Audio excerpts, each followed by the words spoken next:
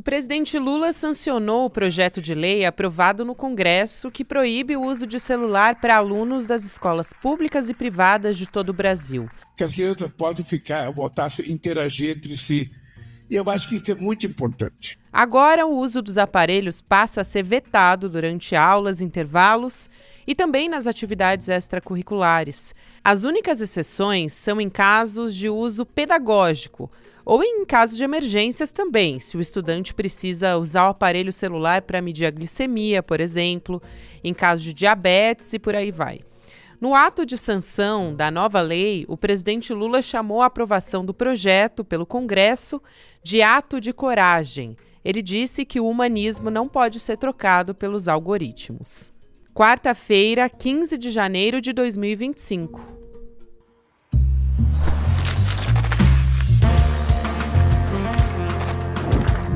Sou Gabriela Varela, esse é o podcast Itália, e aqui mais educação.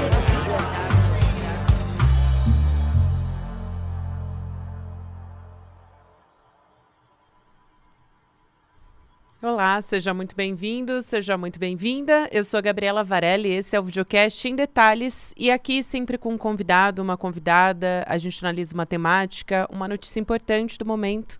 Hoje o nosso convidado é o Bernardo Baião, que é coordenador de políticas educacionais da Todos pela Educação. Bernardo, prazer te receber, seja muito bem-vindo e obrigada por aceitar nosso convite. Boa tarde, Gabriela. É um grande prazer falar sobre esse tema tão importante no momento aqui quente da educação brasileira. Importantíssimo. Acho que para a gente começar, antes de mais nada, muita gente está tentando entender o que acontece a partir de agora. Foi sancionado esse projeto de lei proibindo o uso dos celulares nas escolas. Isso vale para a educação privada, para a educação pública. Mas ainda precisa de uma regulamentação desse texto que veio do Congresso Nacional em dezembro do ano passado. Então, antes da gente conversar e entrar aqui nos meandros de como isso vai funcionar, de como deveria acontecer, quais são os principais desafios, vamos dizer assim, o que a gente pode esperar a partir de agora, em quanto tempo isso deve ser colocado em prática? Gabriela, essa é uma política que vem ganhando força não só no Brasil, mas no mundo. O uso de celulares nas escolas, ele surgiu como uma proposta inovadora de uso de tecnologias, de colocar uma escola mais interessante para os estudantes, mas hoje o que a gente observa é um problema quase de uma epidemia do uso de celular. Os estudantes cada vez mais estão interessados mais nas telas do que na realidade ao redor, e isso é um problema seríssimo. Hoje a gente, com base na literatura e em diversas evidências, a gente percebe que o uso indiscriminado do celular ele traz efeitos bastante negativos para a vida do estudante e para o seu desenvolvimento cognitivo, social, emocional. Portanto, na visão de Todos pela Educação, a medida sancionada ontem pelo presidente Lula, ela vai na direção correta, na medida que traz diretrizes gerais, diretrizes nacionais sobre como usar e sobre o que não pode usar o celular nas escolas brasileiras, estendendo não só as escolas públicas, mas também as privadas. Essa é acho que é a primeira tarefa aqui, colocar essa diretriz de pé, regulamentar essa medida, e aí vem os desafios de implementação. Aí vamos entrar então nos desafios de implementação, porque eu acho que é importantíssimo e essa diretriz deve vir do Ministério da Educação. Quais são os principais cuidados, você acha, Bernardo, com a experiência que você tem, que deve existir? Quer dizer, são vários aspectos que podem parecer detalhes, que pode parecer pequeno, mas que é muito importante, né? Como, por exemplo, onde deixar esse celular, o celular dessas crianças, desses adolescentes. E também quem vai ficar encarregado de fazer essa fiscalização, enfim, no caso de um aluno dizer não, isso também é importante. Então, eu queria te ouvir primeiro de quais são os principais aspectos que devem ser levados em consideração. Gabriela, um primeiro ponto eu acho importante aqui é olhar para as evidências. Hoje no mundo, 1/3 dos países já restringiu o uso de celulares nas escolas. A gente está falando de países de diferentes realidades.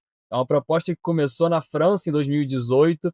Hoje tem países da Europa, da América Latina, que usam essa medida como uma forma de realmente controlar o uso de celular nas escolas. Então, acho que o primeiro passo é olhar para essas evidências internacionais, Aqui no Brasil já tem uma série de municípios, sobretudo as capitais, também criando legislações e medidas para coibir o uso de celulares. Então, o primeiro passo é ver como funciona, ver o que está dando certo, o que não está dando certo. A partir daí, a gente começa a discutir a medida em si. Sobre a proposta que vai ser regulamentada nos próximos 30 dias, é preciso olhar para pelo menos três dimensões aqui. Uma primeira, como você bem trouxe, é você entender quem é o responsável por fiscalizar esse celular. Então, é um celular que o estudante pode levar para a escola e vai ter que deixar numa caixa, ele não pode levar para a escola, ele vai deixar junto à sala de aula, então na sua própria mochila. Qual é a regra que vai funcionar aqui? Então, para isso, é muito importante que as redes de ensino construam protocolos. Todo mundo tem que saber, desde professores, alunos, gestores escolares, as famílias, todo mundo precisa entender qual que é a regra, o que que pode, o que que não pode. Ter esse protocolo ajuda a dar segurança jurídica, segurança à atuação da escola para coibir e possivelmente punir o estudante que segue rejeitando essa medida. Um segundo elemento é que a política traz de forma muito acertada que não é uma proibição do uso de celular, é uma restrição do uso de celular.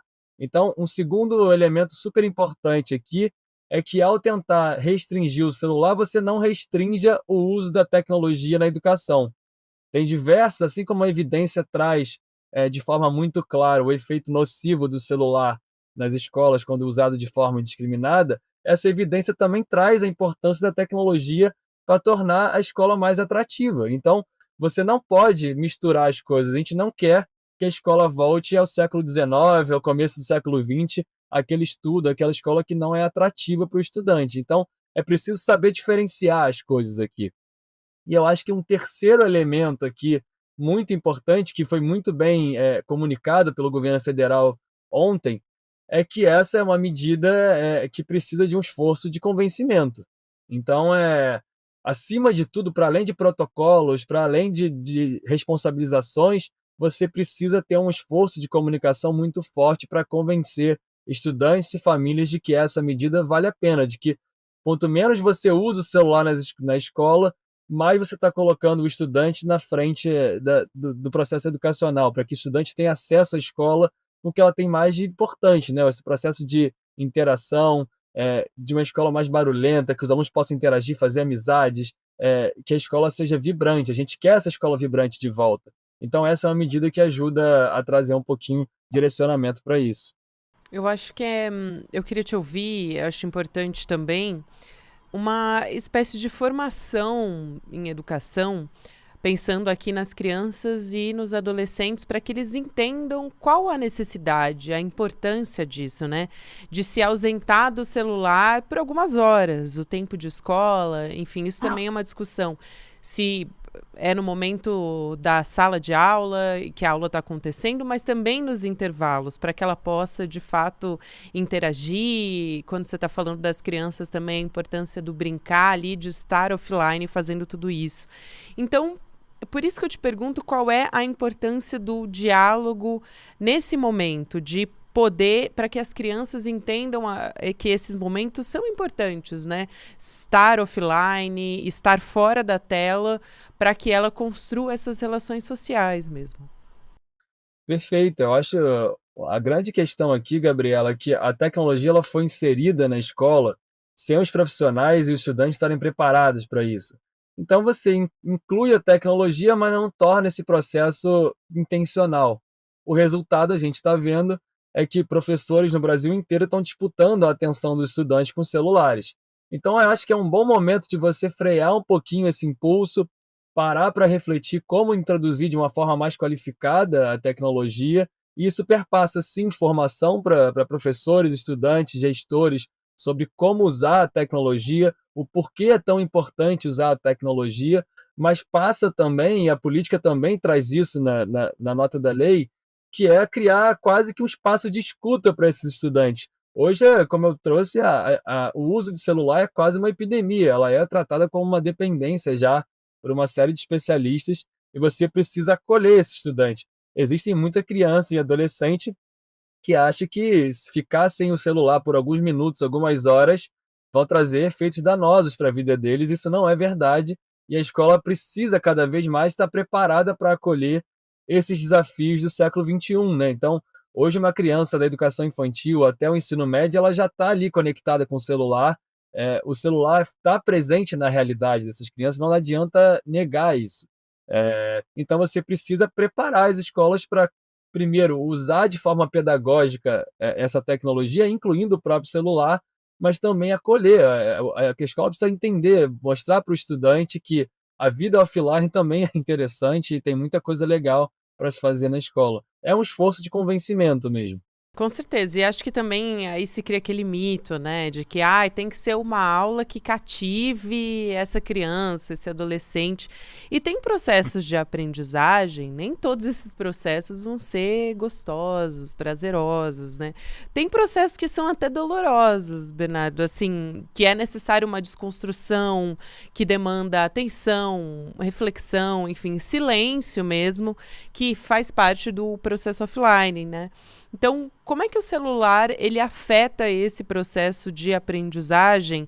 Até para a gente pensar um pouco no que a gente tem de problema para resolver a partir de agora, né? Porque existe já um processo que se deu até aqui e isso afetou a maneira como as crianças e os adolescentes eles até consomem, né? Até aprendem dentro das escolas. Então, tudo isso eu acho que a partir de agora virou um desafio também, ainda que a partir de agora a gente tenha como aliado, né, essa proibição do uso do celular. A partir de agora se cria esse desafio de como fazer essa criança estar atenta, né, ou não fique ansiosa. Existe um processo de dependência com muitas crianças também. Perfeito. Eu acho que, de modo geral, dá para dizer que o uso indiscriminado dos celulares afeta pelo menos três dimensões da vida do estudante, entendendo aqui que a escola, quando você fala que a escola é só um espaço de aprendizagem dos elementos básicos do currículo, a gente está indo com uma visão muito limitada aqui. A escola é muito mais do que isso. A escola é um espaço que o estudante se alimenta, interage, brinca, aprende, lida com visões opostas. Então, a escola é um universo que muitas crianças e jovens aprendem a vida social mesmo. Então, quando você fala do uso indiscriminado do celular, você afeta três dimensões muito importantes.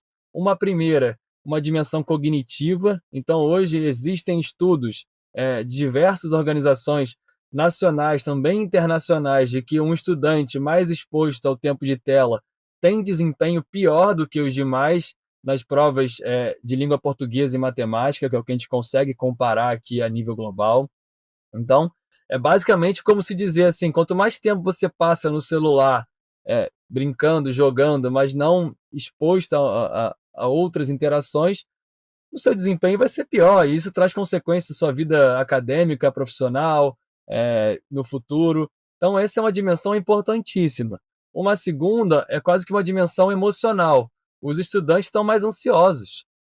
Existem diversos estudos que também mostram que quanto mais tempo você passa no celular, sobretudo nas redes sociais, você está mais exposto a casos de ansiedade, casos que você se sente mais, até o caso da depressão. Isso se observa na escola. Um estudante mais depressivo, mais ansioso, que o celular e a rede social estão ali. Então, é o segundo elemento muito importante para a vida dentro das escolas. E um terceiro elemento, acho que é muito central, é o elemento social mesmo. O estudante que olha para a tela não olha para os seus estudantes, não olha para os seus pares, não olha para os seus professores, ele olha para baixo, ele olha para a tela, para a vida virtual e não desenvolve a sua vida real mesmo.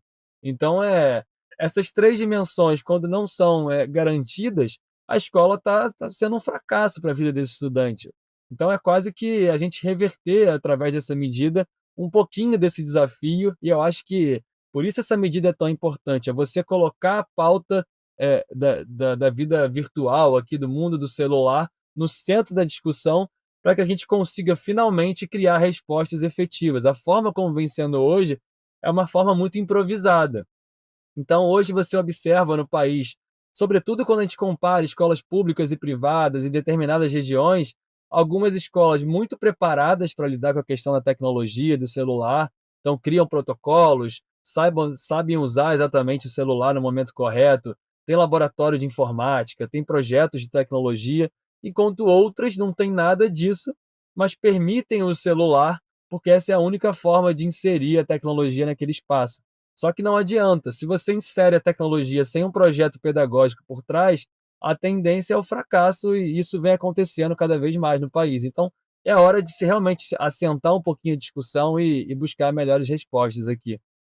E existe, a gente está falando aqui de um início. Essa é a proibição, essa lei foi sancionada e agora vão ser criados protocolos, enfim, pelo Ministério da Educação. E acho que é importante dizer que existe uma espécie de um consenso. Tem até uma pesquisa do Instituto Nexus mostrando que 86% dos brasileiros são favoráveis a algum tipo de restrição ao uso de celular nas escolas, sendo que 54% apoiam a proibição total. Esse é um dado que a gente tem. E quando a gente olha também para como esse caso foi levado ao Congresso Nacional também, existe um relativo consenso em todos os espectros políticos e de como esse projeto se deu dentro do Congresso Nacional. Eu queria te ouvir um pouco sobre isso, de que também a gente tem, como você disse, exemplos fora do país, a gente tem outros lugares que já proíbem ou restringem o uso do celular. Aqui no Brasil, a gente tem o município do Rio de Janeiro, por exemplo. Então, o que se constatou, né? O que os alunos dizem? Eles estão mais engajados, a saúde mental melhorou, enfim. O que a gente pode aprender com o Rio de Janeiro? Legal. Acho que o primeira resposta aqui, Gabriela, acho que é super importante ressaltar essa pauta, né? Essa é uma pauta que traz muita discussão, mas também muito consenso, igual você trouxe mesmo. Então, tanto no espectro político, quanto entre especialistas e dentro da escola, existe consenso.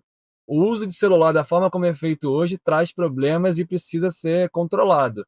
Isso é muito importante. Eu acho que assim, a rapidez com que o projeto de lei passou no Congresso, tanto na Câmara quanto no Senado, o apoio que o Ministério da Educação conseguiu ali para costurar a proposta e que ela passasse rápido para já valer para esse ano, que é muito importante também. Então, acho que essa é uma informação muito central, né? É uma lei que já começa a valer agora. Então, as redes de ensino precisam se movimentar para que o ano letivo, que começa agora no começo de fevereiro, já reflita de forma muito clara como que os celulares vão ser usados dentro das escolas. Essa é uma medida que não é nova, então, como a gente trouxe aqui, muitas redes no país já estão tentando construir legislações, mas de fato o caso do município do Rio de Janeiro é o grande, eu acho que é o grande ator, que é o grande pioneiro dessa medida, e vem colhendo, eu acho que os resultados ainda são muito incipientes para a gente entender se já foi conquistado, né, realmente o que se busca com essa medida, mas o que a gente tem de informação é de que as escolas estão pelo menos mais preparadas para lidar com a questão da tecnologia, criar protocolos torna um processo muito mais padronizado, então qualquer escola do Rio de Janeiro que você entra, e é muito claro o que pode e o que não pode, os estudantes estão mais convencidos sobre o que eles conseguem ou não com o celular, e isso cria uma cultura de aprendizagem. Eu acho que o grande legado do Rio de Janeiro nesse momento, quando a gente observa as evidências, é a criação dessa cultura. A cultura de que a escola é um espaço, sobretudo, de interação, e que o celular é um elemento, ele não pode ser o elemento central. Agora, como isso vai se reverberar em questões de aprendizagem, na vida social desse estudante, eu acho que a gente vai precisar um pouquinho mais de tempo para isso, mas o que a gente tem de informação disponível no momento é que essa cultura está sendo construída. Isso é muito importante. Não existe nenhuma ingenuidade da parte aqui dos especialistas de que essa medida a nível nacional ela vai criar uma nova cultura em um ano. Não é assim. Pode até ser que algumas escolas consigam se movimentar mais rápido, algumas redes consigam se movimentar mais rápido, mas o mais importante aqui é esse pontapé inicial. É você entender que isso é uma questão, que isso é um desafio e que, como sendo um desafio, precisa toda a comunidade escolar se mobilizar em prol dessa melhoria. Eu acho que esse é o grande legado do Rio de Janeiro e que vai certamente se alastrar pelo país e trazer bons resultados aqui, sobretudo porque quando a gente olha para outros países, isso vem acontecendo. Eu acho que dá para trazer muito claro aqui o caso da França, A França é um país que proibiu, né, que na verdade restringiu o uso dos celulares em 2018 e que hoje, quando olha para as avaliações de aprendizagem, os resultados voltam a subir. Então, é claro que não dá para colocar só na conta do uso dos celulares a melhoria dos resultados, mas é um combo, né? Quando a gente fala de educação, a gente está falando de um combo. É uma série de medidas que vão sendo implementadas e que geram resultado. Esse é um resultado, acho que tem uma evidência bastante importante aqui, e tomara que o país caminhe nessa direção. É isso que a gente espera. Existe também uma discussão, já vi alguns especialistas falando, sobre a necessidade de ter alguma medida nesse sentido também para o ensino superior. Isso, claro, gera um debate também, porque as pessoas utilizam o celular não só para falar com a família, para momentos de emergência, até a própria criança e os adolescentes também, né? Esse é um protocolo que deve ser elaborado pelo Ministério da Educação, pelas escolas, como é que essas crianças e esses adolescentes podem entrar em contato, ou o contrário também, no caso de emergência, mas também pensando aqui no ensino superior, no caso adultos que têm alguma emergência relacionada a trabalho, mas é uma discussão que tem sido feita também. Eu queria ouvir a sua avaliação, se seria importante, porque pensando que a gente também tem o nosso processo de aprendizagem afetada, a gente também tem os nossos desafios, enfim, quantas vezes a gente sai para se relacionar com outras pessoas e fica mexendo no celular, né? E não tem de fato um diálogo ali acontecendo. Com certeza, eu acho que assim como não só a dimensão cognitiva aqui, mas a dimensão social, emocional, também é afetada pelo uso do celular. Todos nós aqui estamos vivendo essa epidemia também, essa dependência digital aqui, e eu acho que é uma construção coletiva. É preciso começar essa política da base ali da ponta, onde as crianças e jovens são os mais vulneráveis desse modelo, desse sistema coloca o celular e o mundo virtual a todo momento, mas seguramente essa é uma discussão que vai entrar também no ensino superior, no ensino profissional. A gente precisa, no mundo do trabalho, já tem empresas, já tem organizações que estão discutindo isso também. Qual que é o efeito para o profissional que está ali trabalhando e mexendo no celular o tempo todo, usando a tecnologia de uma forma de distração? O celular, quando ele não é usado de forma intencional, ele é um dispositivo que distrai, que tira a atenção das pessoas. Então você precisa entender, regulamentar isso mesmo. Então, acho que esse é um passo importante, você colocar nas escolas isso, entendendo, acho que é um dado importante, né? A escola é um universo no Brasil que movimenta 40 milhões de pessoas, mais de 2 milhões de professores. Então a gente está aqui, quase um quarto do país está representado na escola pública, sobretudo. Então você começa com uma população, uma amostra muito grande, vamos entender os resultados que vão vir disso, mas seguramente essa é uma discussão que vai se alastrar para outras esferas, o ensino superior, o mundo do trabalho e outras possíveis, né? Até inclusive dentro de casa mesmo. Acho que é, é, essa discussão ela precisa permear o nosso dia a dia. Como que a gente quer dividir o mundo real e o virtual? Como que é a nossa vida aqui de interação social e o quanto que o mundo virtual ali, o celular, impede que a gente desenvolva relações mais profundas, mais duradouras e tudo mais. A questão do exemplo também, né? Porque muitas crianças cobram essa atenção também, os pais estão ali na mesa e a criança diz, e aí, vai ficar no celular? Tem um filho aqui da Elo Macrino, que é a nossa produtora, ele tem 7 anos de idade, o Antônio, e muitas vezes a gente tá ali na interação junto com ele, a gente pega no celular e ele fala, e aí, vocês vão ficar no celular mesmo, sabe? Ele tem essa consciência e faz essa cobrança, até porque ele pode ficar no celular por, sei lá, 20 minutos. É tudo combinado, é tudo dentro do monitorado ali também com a mãe dele. Então, eu acho que esses combinados, essa atenção direta da família, esse diálogo é um desafio também, né?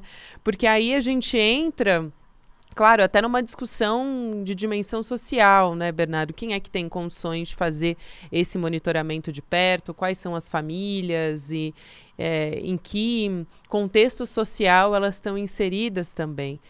E aí, pensando nisso, eu também queria te perguntar se existe uma discussão, com base em outros países, de qual seria a melhor idade para que a criança ou adolescente tenha acesso ao celular. E aí eu digo acesso pode ser um acesso dentro de um prazo ou pode ser ter um celular ali? E de que maneira, né? Com qual idade? É na adolescência ou pode ser desde que ele tenha um tempo limite, né? E tudo muito bem monitorado pelos pais. Acho que a discussão que a gente vem fazendo sobre a tecnologia é tudo combinado. Acho que o caso que você trouxe é muito elucidador, porque as famílias precisam ter combinados com os filhos, com as crianças, que isso leva para a escola, que leva para a vida social. Então, o primeiro passo é você entender qual que é o limite aqui.